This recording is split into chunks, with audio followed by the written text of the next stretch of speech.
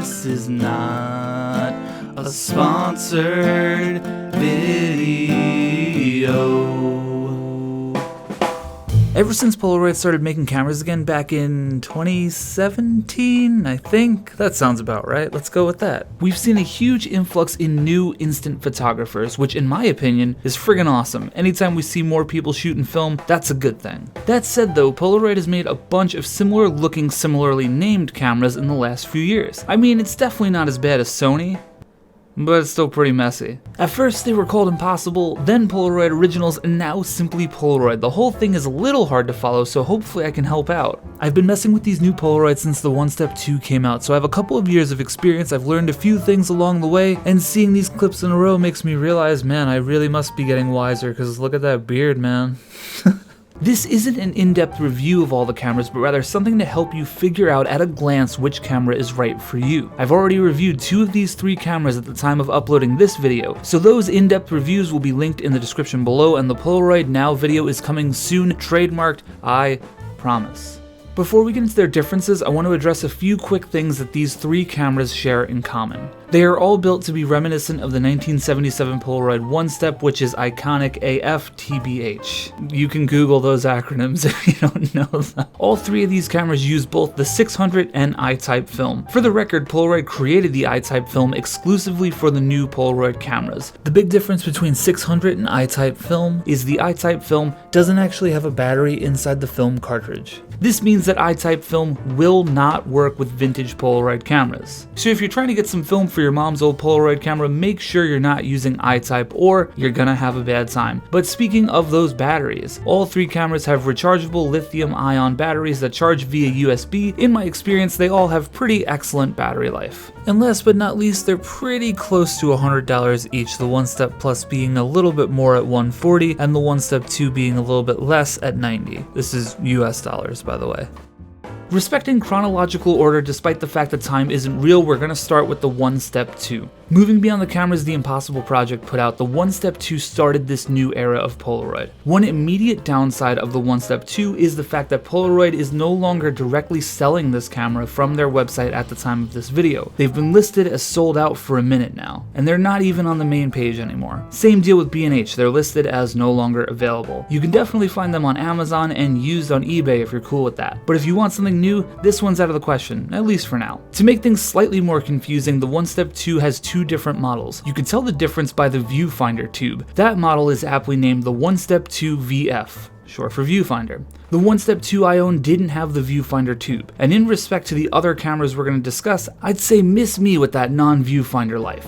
Face scoot is a real thing. You have to mush your face against the weird angle of the camera in order to use the viewfinder, which not only gets the camera dirty with your face squeege, but it also gives the potential to slide the camera as you shoot and mess up the shot. Apart from that design aspect, the camera works and it's simple. You have a plus-minus exposure compensation switch as well as a flash control. In my experience though, shots taken without the flash don't particularly come out that great. Unless of course you're in the brightest of bright sunny days. But that is pretty typical among Polaroid cameras. The One Step 2 has a fixed focus lens. According to Polaroid, it's good for a little under 2 feet or 0.6 meters to infinity. With that in mind, it's probably good enough for most casual users, but people who are really into the Polaroid life will likely notice that things could be a little bit sharper. Limitations and design flaws aside, this is the oldest Polaroid of the bunch, so you can probably get it for cheap. If you don't care about the viewfinder thing and you can get this camera for under 50 bucks, do your thing, but if you can find one with the viewfinder tube, even better.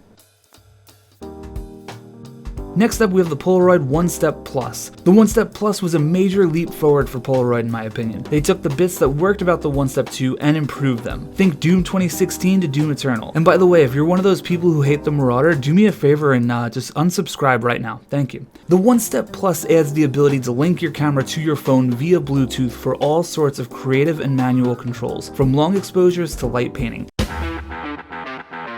That makes 2 Doom references in a row, you're welcome. I did have some compatibility issues on Android though. Nowadays it's fine, but at the time of making my review, the Android operating system version I was on would not let the app connect for some reason, which was really frustrating. But once you're all connected, the app gives you all sorts of manual control options, the creative effects I was talking about, and a remote shutter release. The One Step Plus has the viewfinder tube, which is great. It has the plus-minus switch for exposure compensation, and while the One Step Plus doesn't use an autofocus system, it has a switch on the top of the camera for portrait mode and standard mode. The switch lets you choose between two lenses within the camera. It actually looks pretty cool when you're switching it too. The focusing distance for the portrait lens is roughly 1 to 3 feet or 0.3 to 0.9 meters, and the standard lens is 3 feet to infinity.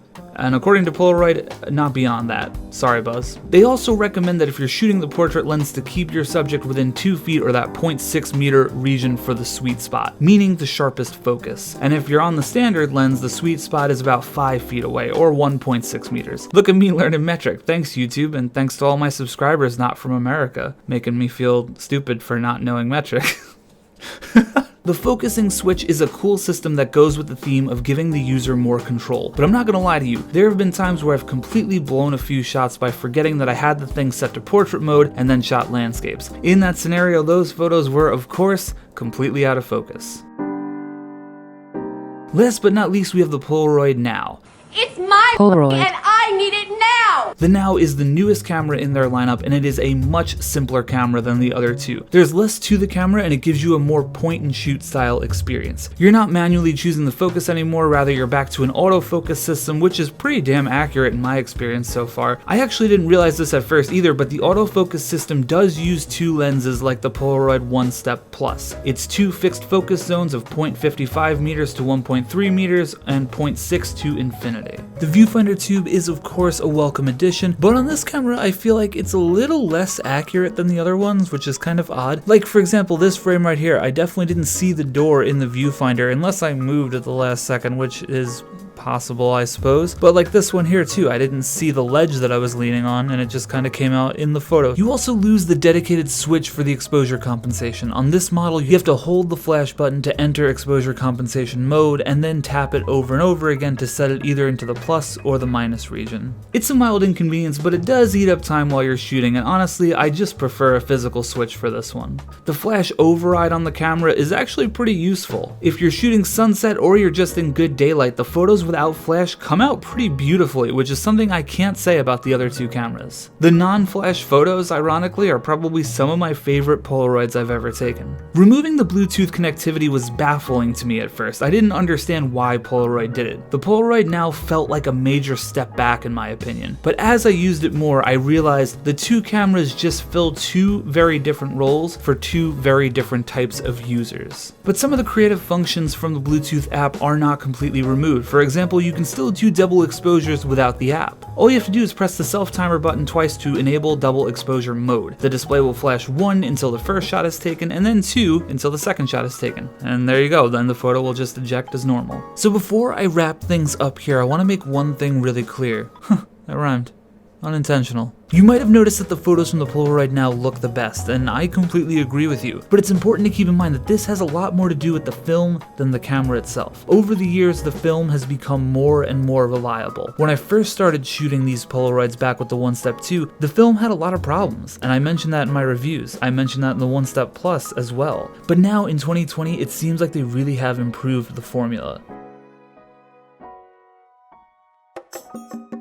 To wrap things up here, the two cameras I recommend most are the One Step Plus and the Polaroid Now. If you're looking for the most creative and manual control, long exposures, light painting, all that fun stuff, you want the One Step Plus. If you're looking for that point and shoot life, if you're not worried about manual controls or generally don't want to have to think about shooting in manual mode, you want the Polaroid Now. It does a fantastic job of handling all the exposure settings, and in my experience, it's been phenomenally reliable and consistent. While the One Step 2 isn't a bad camera by any means, Polaroid has managed to do a pretty good job of refining it in the newer models. And in a world where the Polaroid Now exists, I feel like there isn't a whole lot of reason to buy the One Step 2, unless you're scoring a sick deal and paying like $3 for it. But yeah, that's about all I have for you. This video is just the gateway drug. If you're interested in the best practices with Polaroid film, because trust me, that's a whole other topic, I have a link for you in the description below. But a quick bonus nutshell for you, if you don't have time for the other video, buy your film directly from Polaroid. Don't be an egg like me and buy it from Target or some other other crap like that. Keep it in the fridge, shoot it in a timely manner, and don't let it sit there for months. If you follow those quick tips, you'll probably have some pretty good results. Alright guys, that's gonna do it for me. Before we head out of here, we gotta talk about the weekly feature, and since this is Polaroid week, which I just realized the other day, I asked the awesome people in my Discord to share their favorite Polaroid photos. So this week's feature goes to Danis Maximus and his awesome neon Polaroid shot. I love this. And a huge honorable mention to the GX680 gang, though I do think it kind of goes against the spirit of this being shot on a Polaroid.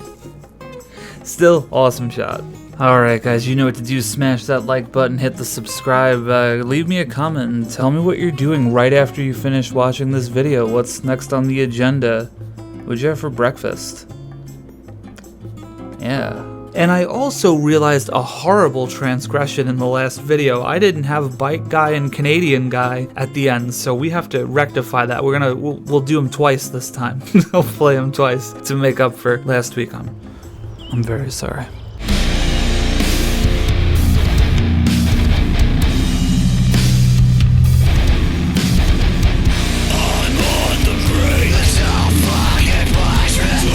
Like and subscribe. The Sweet New Photography. Like and subscribe. The Sweet New Photography. Yeah, I actually played it twice. Would you think I was joking? Alright, bye.